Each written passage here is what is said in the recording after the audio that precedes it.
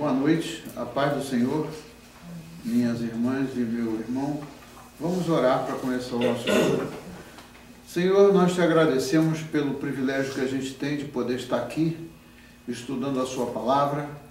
E nós te pedimos, Senhor, que mais uma vez o Senhor abra o nosso coração, a nossa mente, para que a gente possa entender aquele que é o seu plano para a nossa vida, já que estamos estudando a carta aos Romanos e também mandamos uma palavra de saudação para a igreja na África. Senhor, abençoa eles também, para que eles entendam e possam treinar pessoas para usar esse estudo também como discipulado.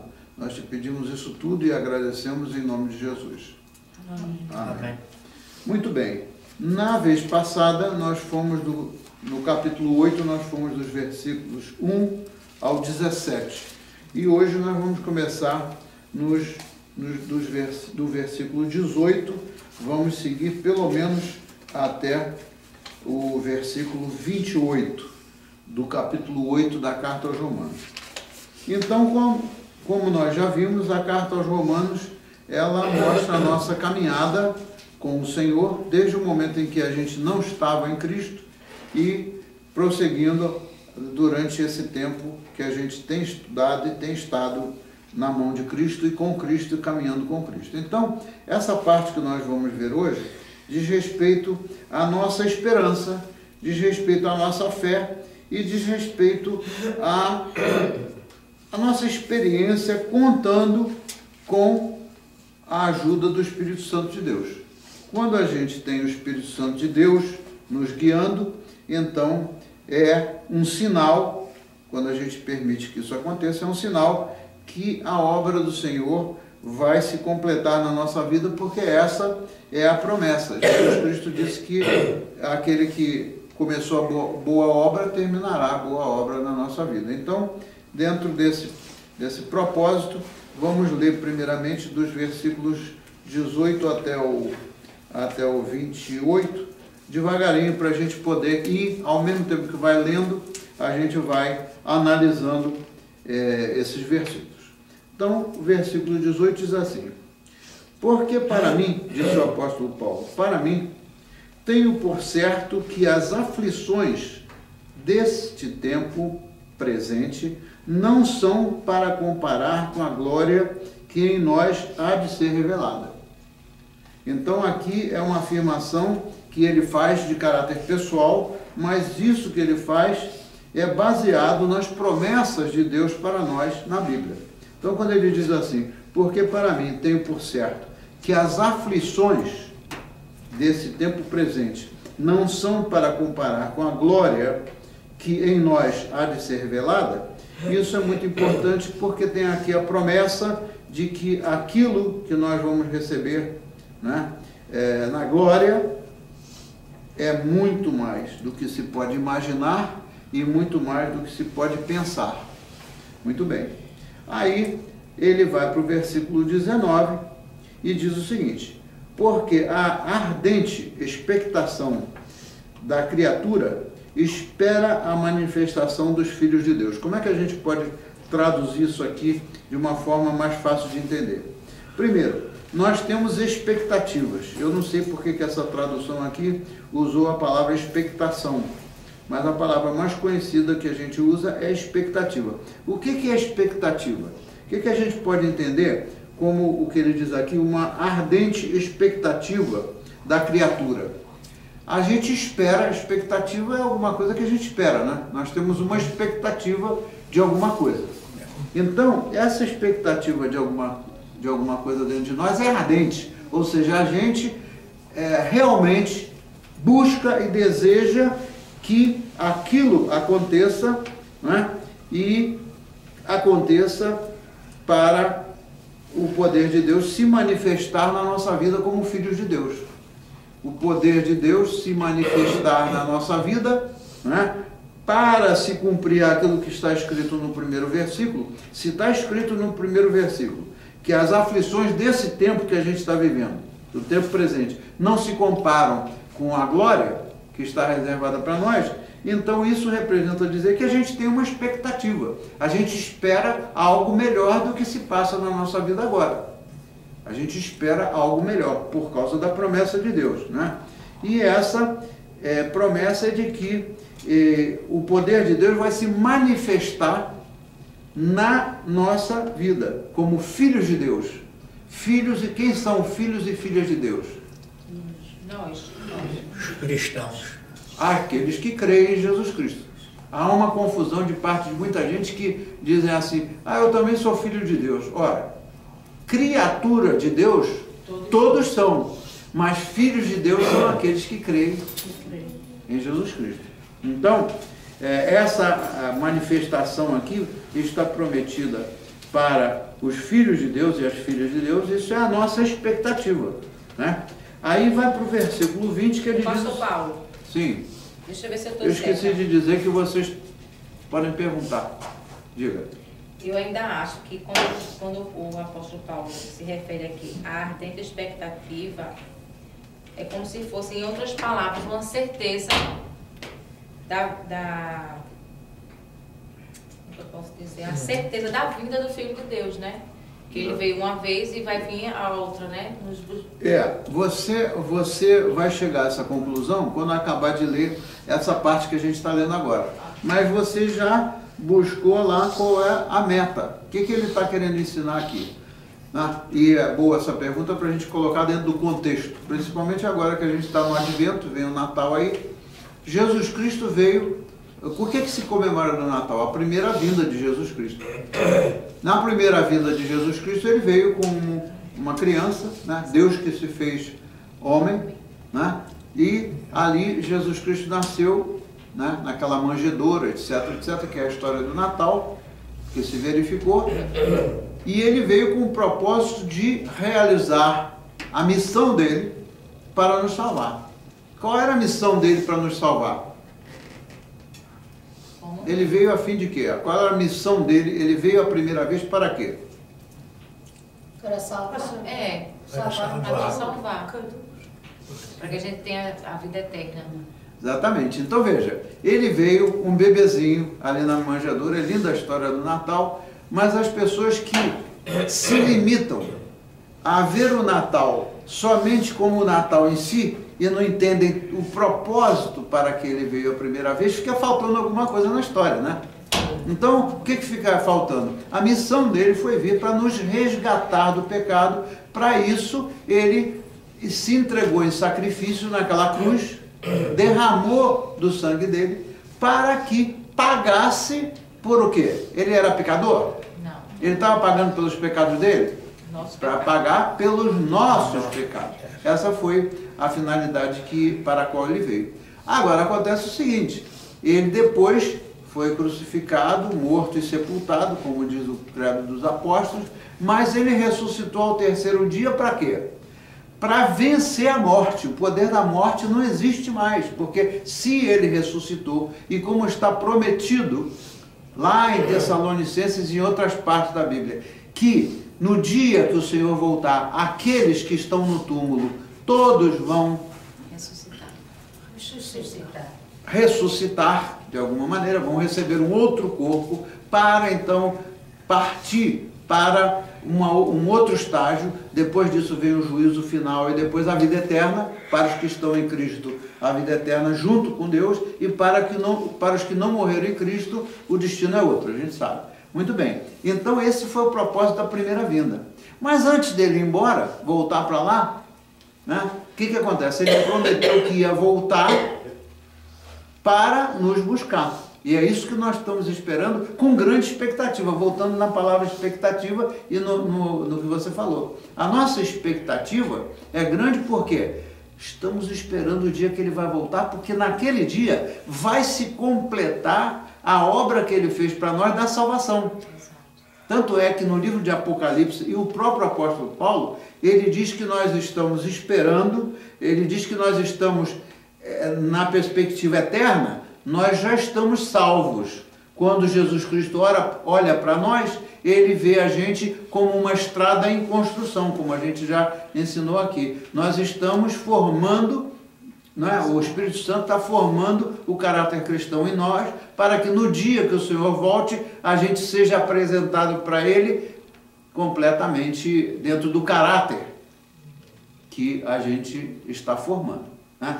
Então o que acontece? A segunda vinda dele, ele já não vai vir mais na manjedoura, ele já não vai vir mais naquele sentido. Então, inclusive, está escrito que os pés dele, ele não vai tocar com os pés dele nessa terra, por quê?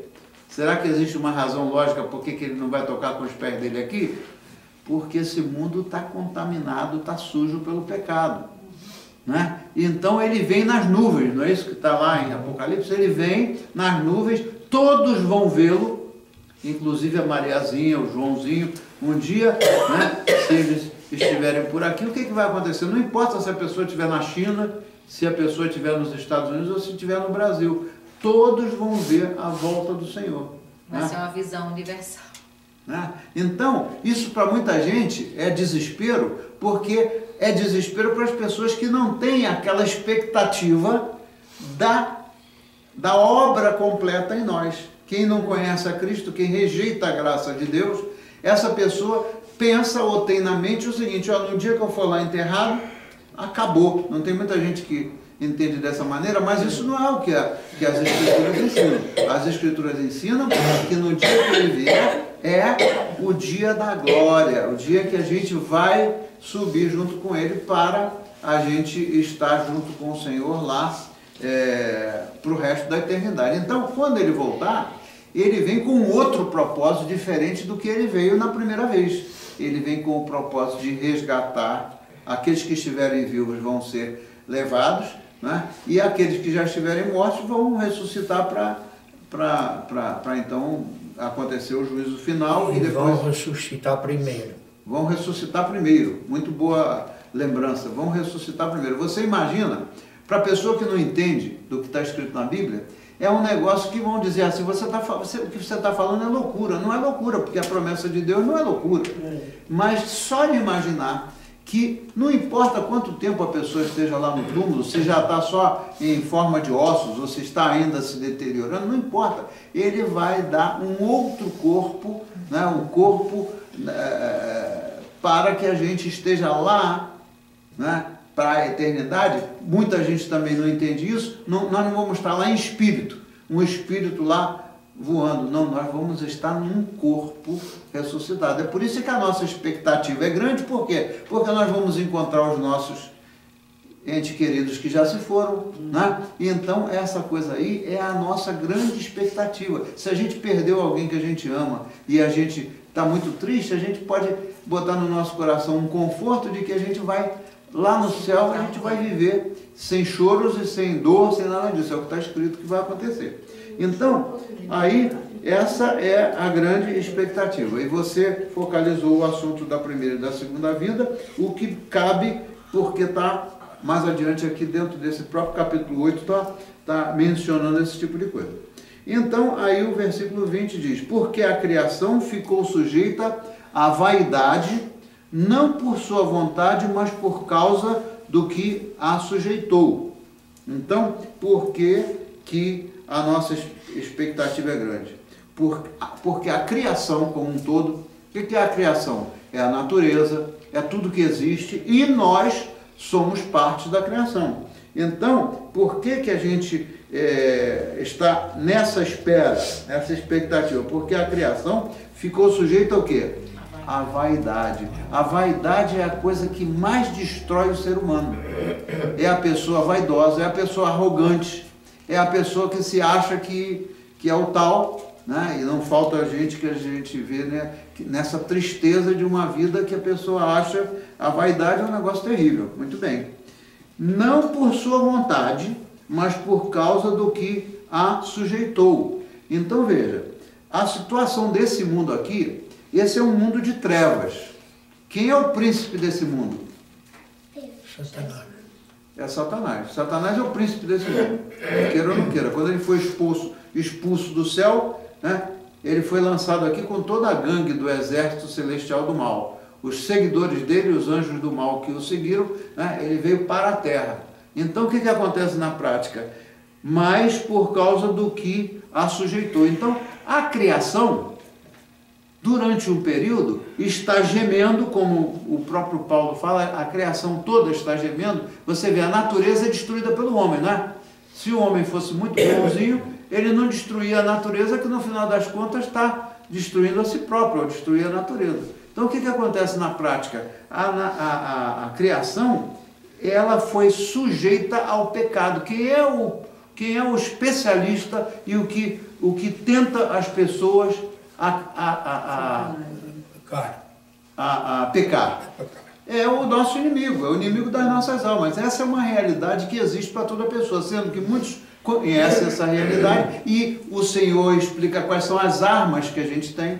Quais são as armas que a gente tem para combater ele?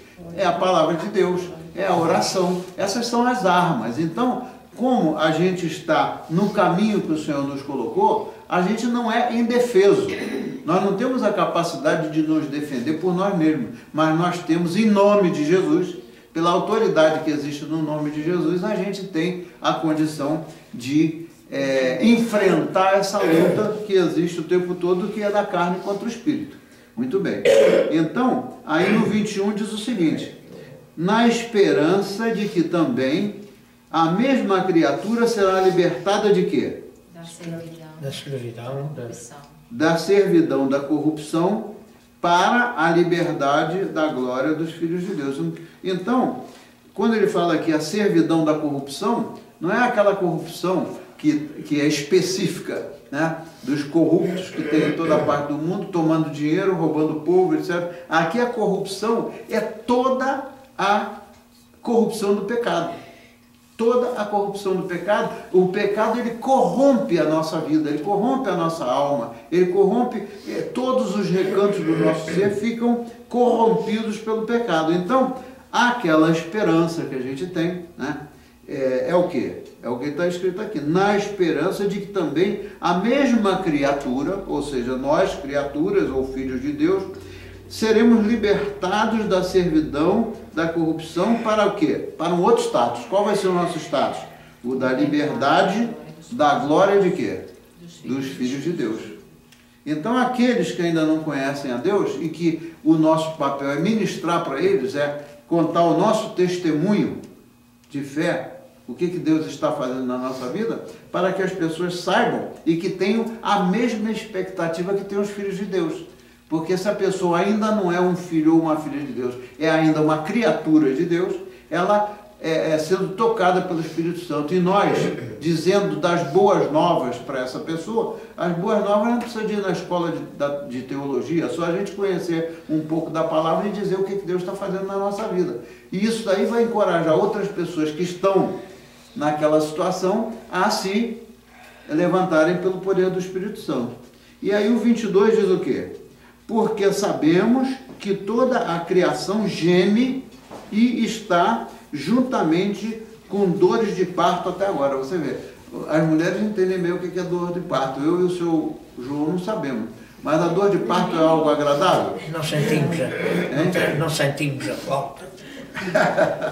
Exatamente. Mas a dor de parto é alguma coisa agradável? Não.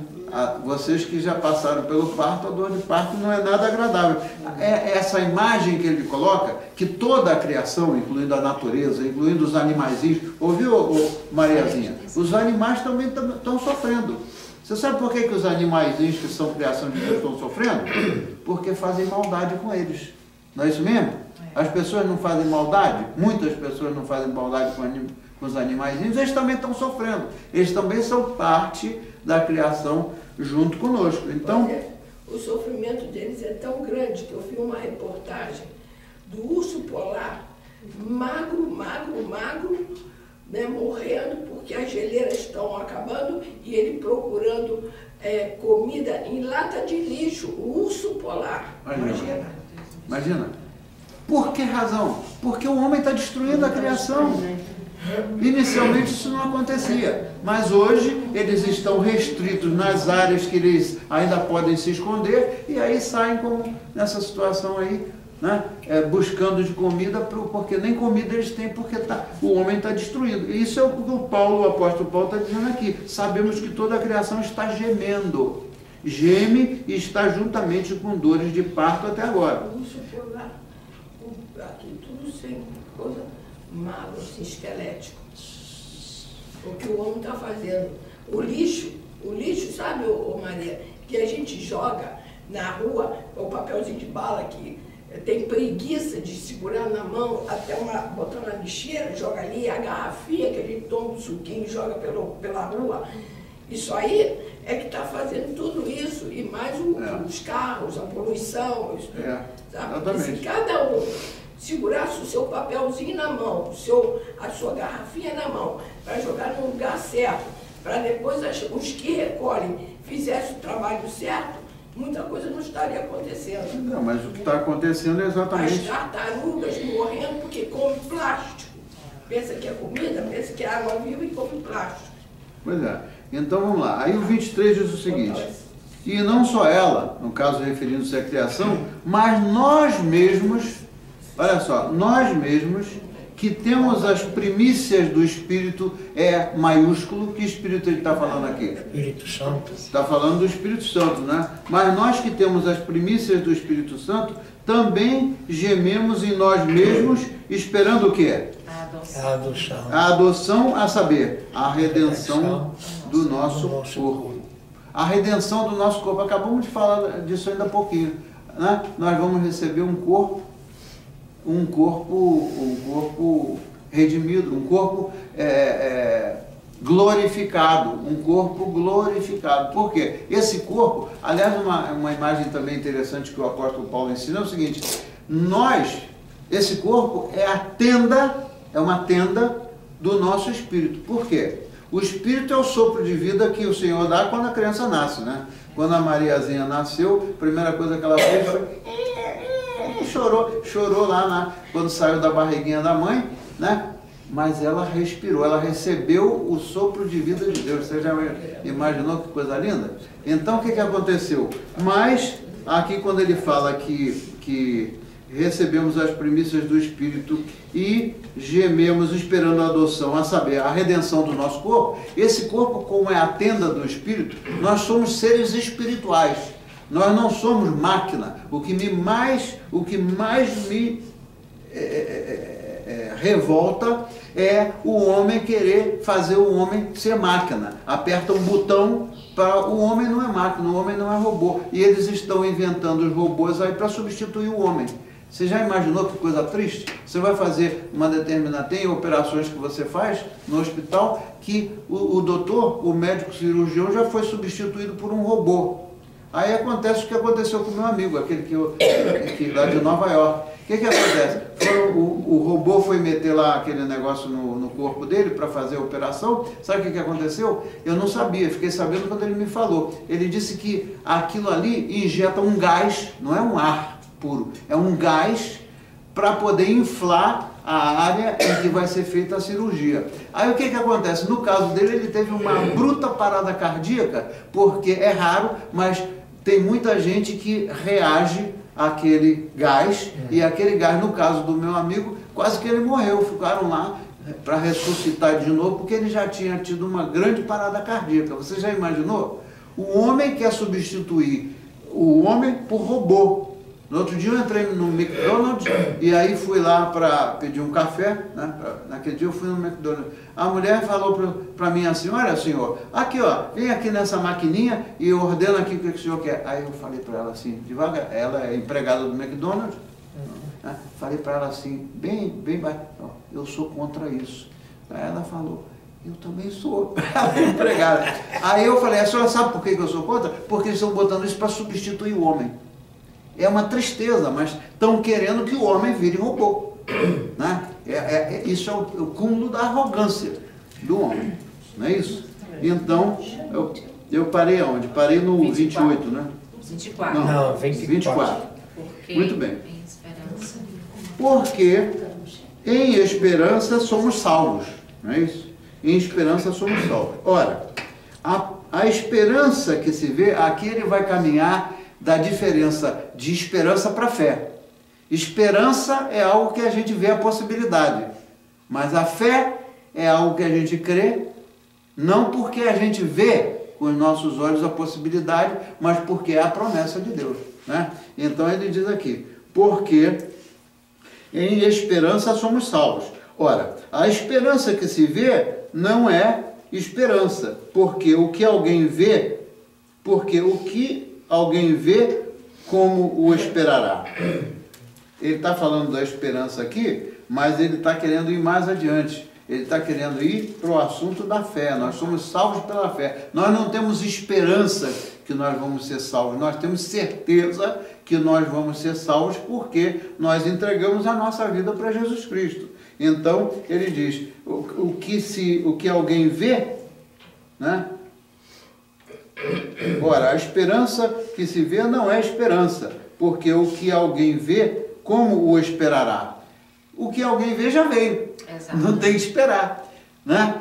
Eu gosto da maneira como o apóstolo Paulo coloca essas questões que parecem um pouco sem sentido, mas não. Se a gente já vê, já veio. Não precisa de esperar, né? Agora, aí é fé. Fé é aquilo que a gente crê, que a gente tem a certeza de que vai acontecer, não porque a gente vê, mas pela promessa de Jesus Cristo, não é isso? Pela promessa do Senhor. Então, aí o 25 diz o seguinte, mas se esperamos o que não vemos, com paciência esperamos. Se lembra do vídeo que a gente estava gravando ontem?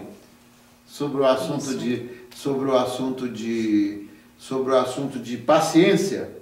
Se lembra? Paciência no assunto dos relacionamentos urbanos. Uma das coisas que a gente estava gravando ontem para o programa. Uma das habilidades. Exatamente. Então,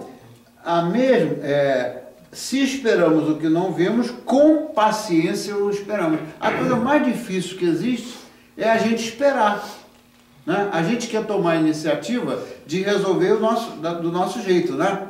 Vamos resolver aqui. Aí o que acontece? Às vezes a gente resolve do nosso jeito sem esperar no Senhor, né? E aí a gente depois vem a frustração. Então ele está falando aqui nada mais, nada menos do que a paciência como um requisito para a gente esperar na fé. Para a gente esperar baseado na fé. Não no que o doutor disse. O doutor disse, olha, quantos doutores aí já falaram? Você tem 24 horas para viver. Você tá chegando no fim. Aí quando passa 24 horas, passa 48 horas, passa uma semana, 2, 3, e o cara não morreu. Eu, se fosse esse médico, eu enfiava a minha cara no buraco. No buraco, porque na verdade... Eles estão sempre a buscar. Exatamente. Eles nunca ficam mal. Os doutores nunca ficam mal. Mas o que acontece é o seguinte, o doutor ele não tem o poder sobre a vida. Quem dá a vida é o Senhor, quem tira a vida é o Senhor. A pessoa pode estar muito mal, mas o momento em que a pessoa vai ficar ou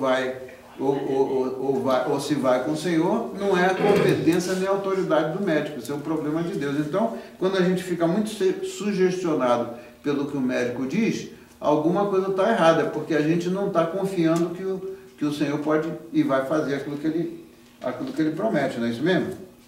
Então, aí vamos para o 26. E da mesma maneira, também o Espírito, com letra maiúscula, o Espírito Santo, ajuda em quê? Nas nossas fraquezas. Nas nossas fraquezas. Nós não estamos sozinhos, a gente sabe que a gente é fraco, a gente sabe que a gente é frágil, a gente sabe de todas as nossas deficiências, mas se nós estamos em Cristo, nós não estamos caminhando por nós mesmos, nós estamos caminhando pelo Espírito. Da mesma maneira também, o Espírito de Deus ajuda as nossas fraquezas, por quê? O que diz aí? Porque não sabemos... Porque não sabemos o que havemos de pedir como convém. Quantas vezes a gente está num desespero tão grande que a gente nem sabe como pedir, não é isso? Às vezes a gente não está com tal bloqueio no desespero da situação que a gente está passando, que a gente não tem disposição nem para orar, nem para pedir, ou às vezes a gente pede absolutamente de uma forma imprópria. Quantas vezes a gente pede a Deus alguma coisa querendo fazer uma barganha? Também falamos isso no programa. Barganha. Deus trabalha com barganha. Olha, Senhor, o Senhor faz isso para mim, eu faço isso e o Senhor faz aquilo para mim. Deus trabalha dessa maneira? É um negócio, não é? Uma troca. Uma troca? Não existe isso. Isso, Troca aí não, de favor. isso é coisa do homem. Olha, eu vou ser muito bonzinho aqui, ou eu vou fazer um negócio aqui muito legal, que é para poder o senhor me fazer um favor, ou o senhor o que seja o pedido. Então, ele está falando alguma coisa aqui muito prática, que acontece muitas vezes, porque muitas vezes não sabemos o que havemos de pedir como convém. Como é que é pedir como convém? É submeter a nossa vontade à vontade de Deus. Senhor, seja feita a sua vontade. Desculpa. Diga. Eu lembrei agora aquele testemunho daquela moça que a gente também falou ontem no programa. Que ela, como é que eu posso dizer? Ela, na oração dela, né, ela só pedia a Deus, ela pediu a Deus, mas esqueceu. Em nenhum momento, né, do testemunho dela, ela diz assim: Senhor, eu estou te pedindo isso, mas que seja feita a tua vontade. Em momento nenhum, né, ela sempre era a vontade dela, o que ela queria, o que ela pedia a Deus. Ela sempre queria impor a Deus a vontade dela, esse era o pedido dela. Ora, então, ela está querendo inverter os papéis, ela está querendo dar ordem para Deus, o que vai fazer na vida dela. Você se lembra que Jesus Cristo estava a caminho de Jerusalém para ser crucificado, estava lá no Monte das Oliveiras, ele sabia que ia ser sacrificado, o que ele pediu? Qual foi a oração dele ao Pai? Senhor, se for da sua vontade, que passe de mim esse cálice. Então, ele sempre submeteu porque ele sabia quanto ele ia sofrer, mas ele pediu ao Pai que se fosse da vontade do Pai. Assim deve ser a nossa oração. Senhor, que seja feita a sua vontade, porque ele é que sabe o que é bom para a gente. Às vezes a gente está pedindo um negócio convencido de que aquilo é o melhor para nós e não é. Por quê? Ontem mesmo também a gente estava tratando disso no programa. O nosso coração é enganoso, não é isso que está escrito na Bíblia? O nosso coração é enganoso. A gente às vezes está pensando que aquela ou essa é a melhor solução, mas não é. Mas então, olha só, deixa eu fazer um parênteses. Só que fala mais alto para eu poder escutar um pouquinho. Vou tentar. Mas, por exemplo, a Maria é filha da Marcela.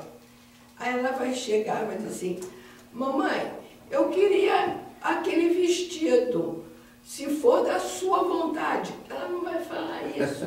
Então, a gente como filho, a gente pode pedir. Ele dá se ele quiser. A Marcela vai dar se ela puder, se ela quiser. Se não quiser, ela não vai dar. Por isso ela não diz que é da vontade da mãe, é da vontade de você não. Né? A Maria vai chegar: mãe, eu queria aquele sapato, aquele vestido, não sei o que, aquela boneca. Aí, mas se for da sua vontade, mamãe. Não, ela não vai falar isso. Então, eu estou ponderando para essa pessoa que fez isso e só pediu.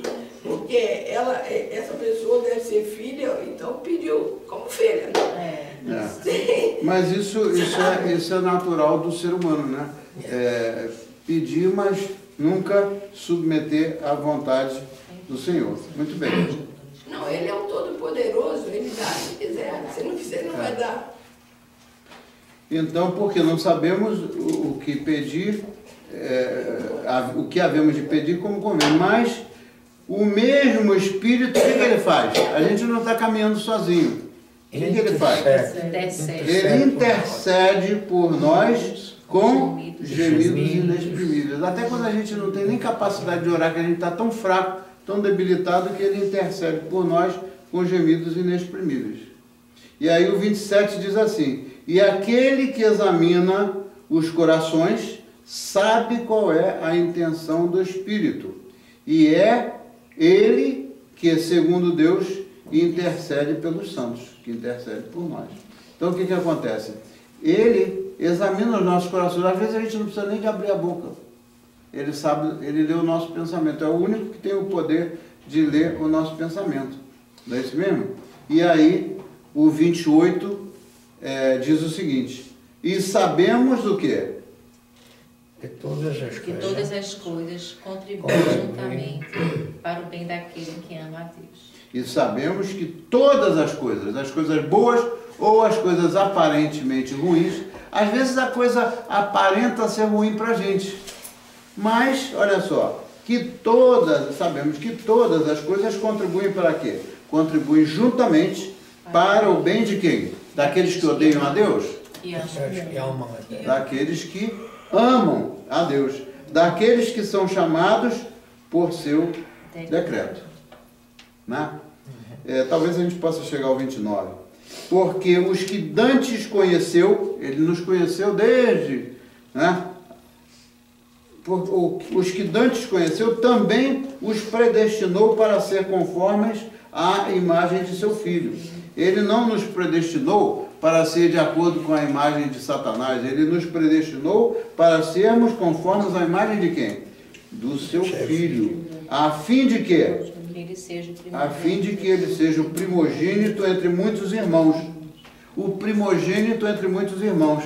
Quantos filhos o Senhor tem? 1, 2 ou 10? Inúmeros.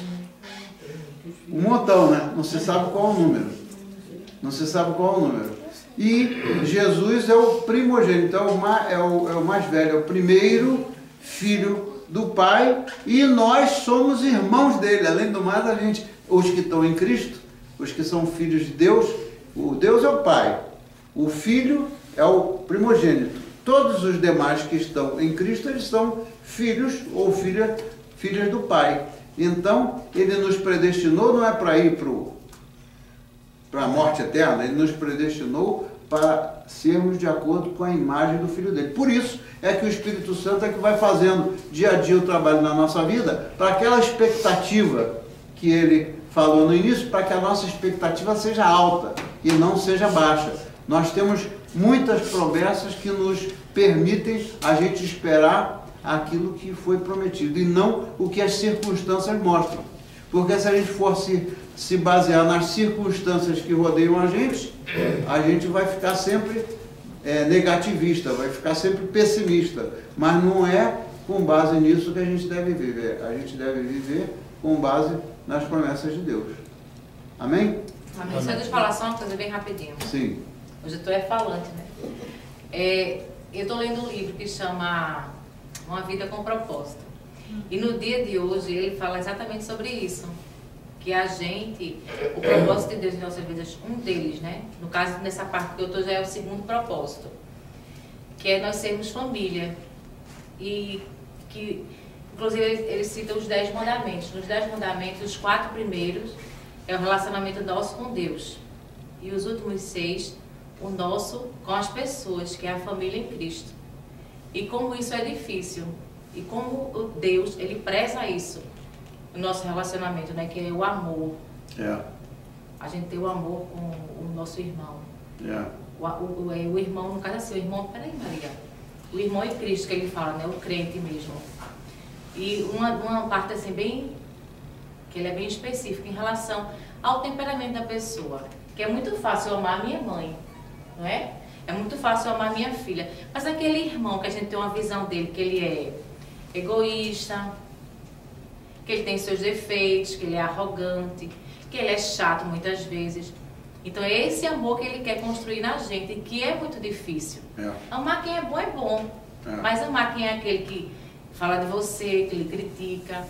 Então a gente tem que sempre pedir a Deus esse discernimento e ele construir esse amor na gente, né? E hoje eu pensei muito nisso, assim, porque é muito difícil, né? O pastor Rick Warren, ele é realmente um homem de Deus e muito sólido na maneira como ele ensina, né? E isso aí é basicamente o que se resume todos os mandamentos. Amai a quem primeiro? Amai a quem? Amai a Deus sobre todas as coisas. E a quem mais? Ao próximo. Ao próximo mesmo. Então, essa é a matemática de Deus, né? Não para só no nosso relacionamento vertical com Deus. Se espalha ou se expande pelo nosso relacionamento horizontal com as outras pessoas. Não é isso mesmo? Tem alguma pergunta ou algum comentário mais para a gente finalizar o nosso estudo de hoje? Mariazinha, tem alguma pergunta? Então pronto. Então quem é que quer orar para agradecer ao Senhor? E aí a gente emenda com os pedidos de oração para essa noite. Eu vou apagar o vídeo porque aqui terminamos.